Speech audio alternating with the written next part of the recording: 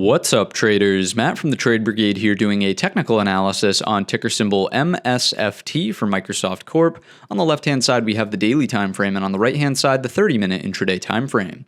First things first, this will, of course, be an update. It's a stock we talk about regularly here on this channel, as well as the main channel. The main thing to point out, of course, is the fact that we have a massive hammer candle, huge lower wick, and more importantly, right, if we think about how this actually printed, we had a gap down, we made a significant push lower, we retraced all of that and some to close the overhead gap. And again, we did recapture that daily 200 SMA. It is starting to strike me as a little bit more bullish than bearish just based on this candlestick here. Huge sort of volume increase as well, indicating to me at least it's starting to feel like a capitulation bottom. It's no guarantee that we have to move higher from here, but it does certainly start to feel that way. The other thing to point out that's going to throw a wrench in this is that after tomorrow's session, we are going to get earnings.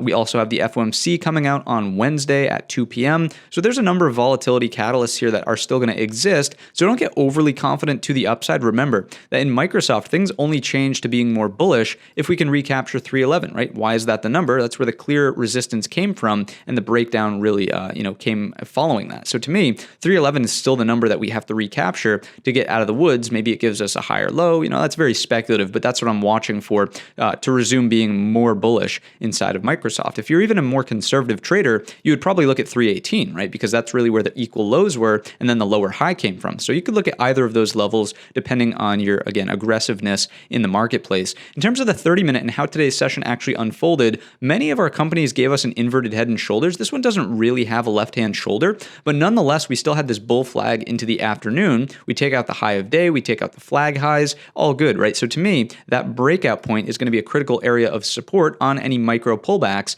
into tomorrow's session. So 290 roughly, if it holds, fantastic, looking for a higher low out of it, that would look like this. If it gives, though, that's where I would say you should probably be patient and wait for an intraday setup to form somewhere in here. Again, this is coming from the daily time frame, this 281, these sets of lows in here. Today's low is closer to that 275 level we had mapped out. I wouldn't feel comfortable because the range is so large and volatility is so high saying, oh, it's going to bottom here or it's going to bottom at this level. It's just, there's no structure there that would really suggest that. Really, the only thing I can see is the breakout point at 290. So that's why I'm referring to that as the must-hold sort of pullback area if we're going to remain optimally bullish here in the short term. If we take out the Fibonacci's just coming from the lows all the way up to the highs, what you'll notice is it's not perfect, but the 38.2 is very closely aligning with that breakout point. So to me, it furthers the case that bullish consolidation can happen here and breakouts can happen after that to the upside. Based on the 30-minute time frame, though, let's actually quickly remove those fibs, clean up the drawing a little bit. There we go. I would just point this area out to you as well as a heads-up area. Again, I don't think that we move to 311 in a straight line. You can see that this area around 303.35,